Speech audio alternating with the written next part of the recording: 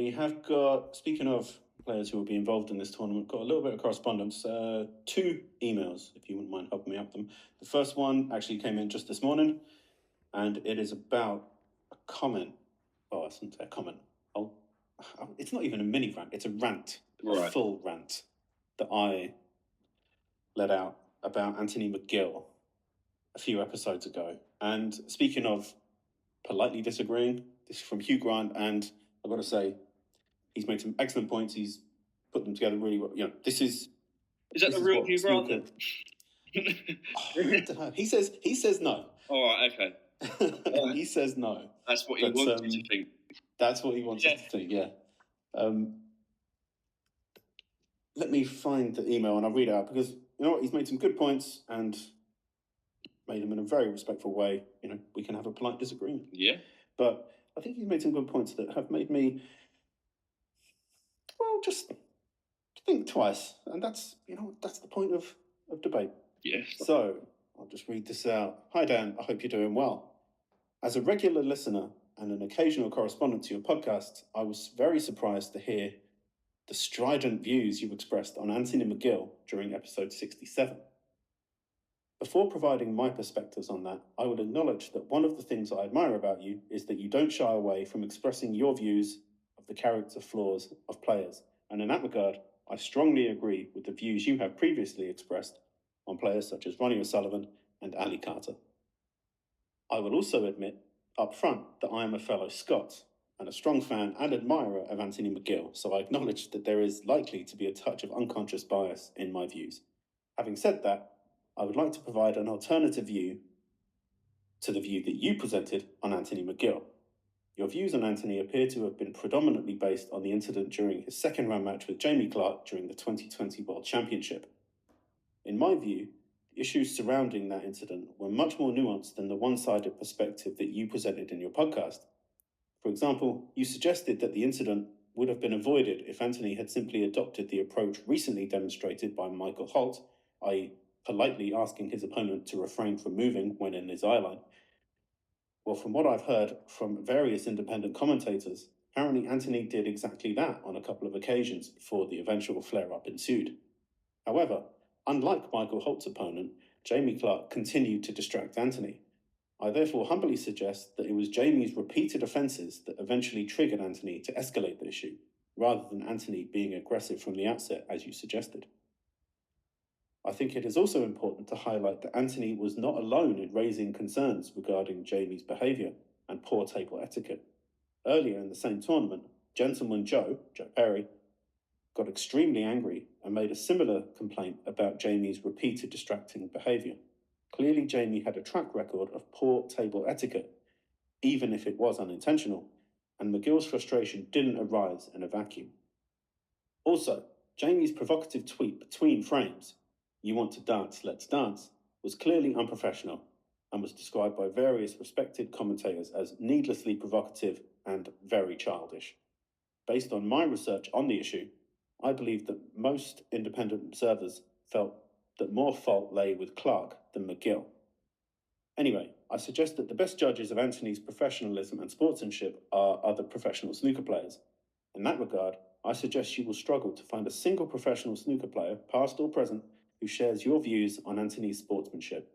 Instead, I suggest that you will find nothing but repeated glowing praise from players who I know you respect, including Mark Selby, Shaun Murphy, John Higgins, Stephen Hendry, Judd Trump, Neil Robertson, Alan McManus, and many others who consistently praise Anthony's professionalism, calm temperament, conduct, and sportsmanship. I suggest that those perspectives from some of the world's best ever snooker players provide a much fuller picture of Anthony's character and sportsmanship than the negative perspective that you presented in your podcast. And don't just take it from those in the know. Have a look at the responses to your tweet on this on X. 3 out of the 4 responses you received challenged your view and sided with Anthony. And last but not least, I suggest that you re-listen to how Rob Francis responded to your comments. I think it's clear that Rob did not agree with you, and I was impressed with how he diplomatically responded by outlining how highly regarded Anthony is by his fellow professionals for his professionalism and sportsmanship. Anyway, Dan, it's obviously up to you whether you read this email out at one of your future podcasts. I really hope you do, as I feel that somebody had to provide a right of reply on behalf of Anthony. Irrespective, I will continue to listen and enjoy your podcast. Thank you for everything you do for the snooker community, and I hope we can catch up at a future tournament in the near future where we can perhaps debate the above and other topical snooker issues over a couple of beers. Regards. Well, I gotta say, it's one of the best emails I've received in a long time because, yeah, polite disagreement. He's given me a lot of good points there, which some of them I didn't consider. Some of them I didn't know about. Some of them I intentionally ignored, I'll be honest. Fair enough. But what was your original comments on the situation, or Anthony McGill in general? Were you referring to that situation directly, or were you just talking about Anthony McGill in general? It was, well, Hugh says that my opinion is predominantly based on that Jamie Clark incident, and I would say it's actually worse than that. It's more or less entirely based on that Jamie Clark incident. Right. I thought my comments were that Anthony was being outplayed. I think he was 8-2 down, and he knew he wasn't going to win, so he had to find a way to win, and he had to unsettle his opponent. He couldn't do it on the bays, so he had to do it off the bays. But having said that, and having read Hugh's email, I've got to look at the other side of that as well. Just as you said, you've got to look at the other side. Yeah.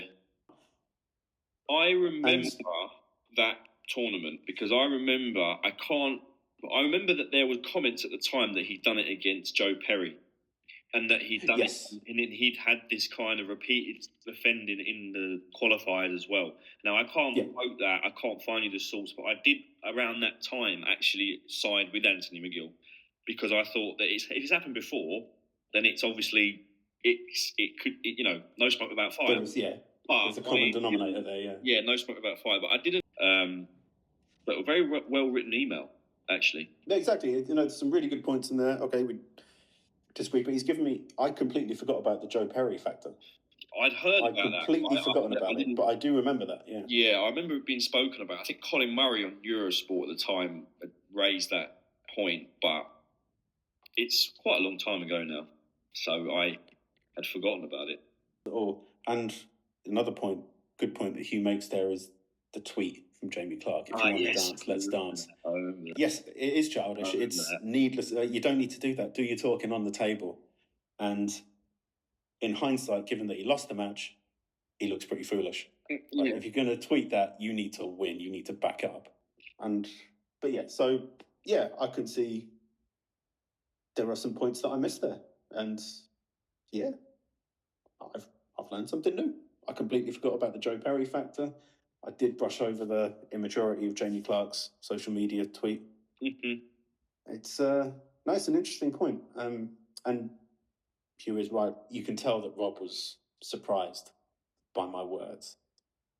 And yeah, it's not that I am petty and argumentative, of course I am. And I'm very cynical. But no, it's not that I take pleasure in people losing unless they're horrible people. But yeah. But no, it's given me something to think about. That's a good thing.